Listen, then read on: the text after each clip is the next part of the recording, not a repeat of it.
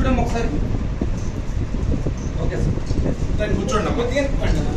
ఎంపీగా ఎన్నిక చేసినటువంటి మా ఎంపీటీ సభ్యులందరికీ మనస్ఫూర్తిగా ధన్యవాదములు. అందరికీ పేరు పేరున కూడాను.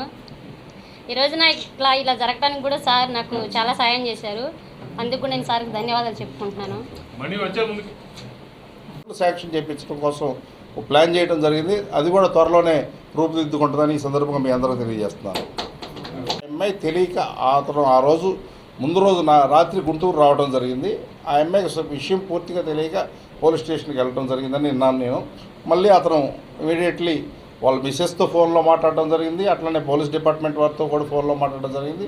అతను ఇక్కడే ఉన్నాడు, ఎటువంటి ఇబ్బంది లేదు, అతను క్లియర్గా ఉన్నాడు.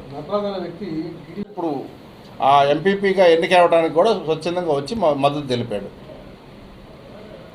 అది చేస్తారు కాబట్టి వాళ్ళ నేచర్ అది. కాబట్టి గత ప్రభుత్వంలో వాళ్ళు ఎట్లా ఎంపీటీసీ ఎలక్షన్లు చేశారో, ఎట్లా ఏ ఎలక్షన్లు చేశారో వాళ్ళందరికీ వాళ్ళకి అలవాటు కాబట్టి అట్లానే అందరూ చేస్తున్నారని అనుకుంటున్నారు.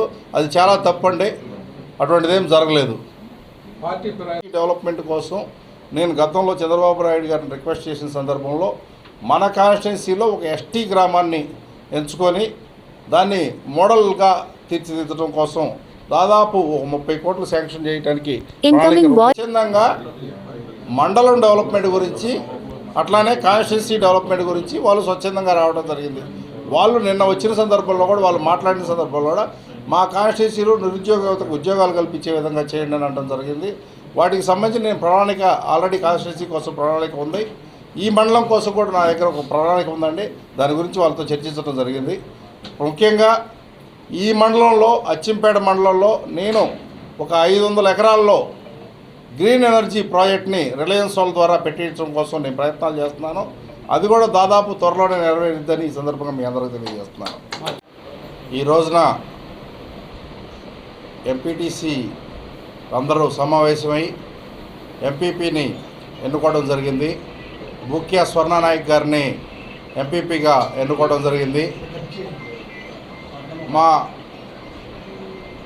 కూటమి యొక్క ప్రభుత్వ విధానాలు నచ్చి అట్లనే చంద్రబాబు నాయుడు గారి పరిపాలన మీద నమ్మకంతో ఈ కాన్స్టిట్యున్సీ అభివృద్ధి కోసం, ఈ మండలం అభివృద్ధి కోసం అందరూ కూడా మాకు కోఆపరేట్ చేసి మా పార్టీలో చేరటం జరిగింది.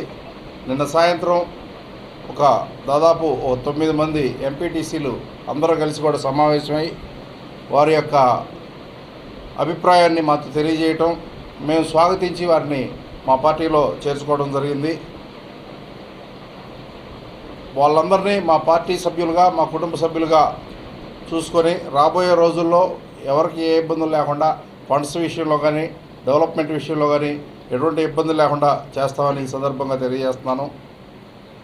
అంతేకాకుండా ముందుగా ఎంపీపీగా ఎన్నికైన స్వర్ణమ్మ బాయి గారికి శుభాకాంక్షలు తెలియజేస్తున్నాను. కంగ్రాట్స్. అట్లనే వీరందరూ కూడా నిన్న గుంటూరులో సమావేశం అవ్వడం కోసం గుంటూరు రావడం జరిగింది. వారి వారి స్వగ్రామాల నుంచి గుంటూరు వచ్చి గుంటూరులో సమావేశమై ఈ విషయం చర్చించుకొని ఇక్కడ రావడం జరిగిందండి. కానీ కొంతమంది వ్యక్తులు అభూత కల్పన చేసి వీరిని ఏదో కిడ్నాప్ చేశారని, ఇంకొకటి చేశారని రకరకాలుగా చెప్తున్నారు. అదంతా చాలా తప్పు. వారి మాటల్లోనే మీరు వింటారు. వాళ్ళందరూ స్వచ్ఛందంగా వచ్చి వారి యొక్క అభిప్రాయాన్ని వాళ్ళందరూ సమావేశమై వారి అభిప్రాయాన్ని మాకు తెలియజేస్తే మేము స్వాగతించి మేము మా పార్టీలో చేర్చుకోవడం జరిగింది. అంతేగాని వేరే ఇదేం లేదని మీకు ఈ సందర్భంగా తెలియజేస్తున్నాను. కూటమి ప్రభుత్వానికి మన పెద్దకూరుపాడు నియోజకవర్గ శాసనసభ్యులు గట్టిగా చెప్పు. కూటమి ప్రభుత్వానికి మన పెద్దకూరుపాడు నియోజకవర్గ శాసనసభ్యులు గౌరవ శ్రీ భాష్యం ప్రవీణ్ గారికి ముందుగా నా ధన్యవాదములు. అలాగే గౌరవ తోటి నా ఎంపీటీ సభ్యులకి, మీడియా మిత్రులకి అందరికి కూడాను నా ధన్యవాదములు. నేను పార్టీ ఒకటే ఉద్దేశంగా కాకుండా అభివృద్ధి చేయాలి అనే ఒక ముఖ్యమైన ఉద్దేశంతో మేము ఈ రోజున పార్టీలో జాయిన్ అవ్వడం జరిగింది. ఎందుకంటే మేమంతా కూడా ఒక మారుమూల ప్రాంతంలో ఉన్నటువంటి వాళ్ళమే. సో ఏ రకంగా మేము అభివృద్ధి పరుచుకోవాలి అనే విషయం గురించి మేమందరం ఒక చోట నియామకమై సమిష్టిగా మాట్లాడుకొని చర్చించుకున్న తర్వాత మేము సార్ని కలిసి, సార్ మేము మీతో పాటు అభివృద్ధి కార్యక్రమాల ముందుండి మా మండలం యొక్క డెవలప్మెంట్ని మరియు మా గ్రామాల యొక్క డెవలప్మెంట్ని ముందుకు సాగించాలని అనుకుంటున్నామని సార్తో మాట్లాడడం జరిగింది. సార్ కూడా మాకు సానుకూలంగా స్పందించారు. మీకు ఎటువంటి ఇబ్బంది లేకుండా మీ అభివృద్ధి కార్యక్రమాల్లో మీకు నేను సాయంగా ఉంటానని మాకు మాట ఇచ్చి ఉన్నారు. సో ఆ విధంగానే మేము పనిచేస్తామండి. ధన్యవాదాలు.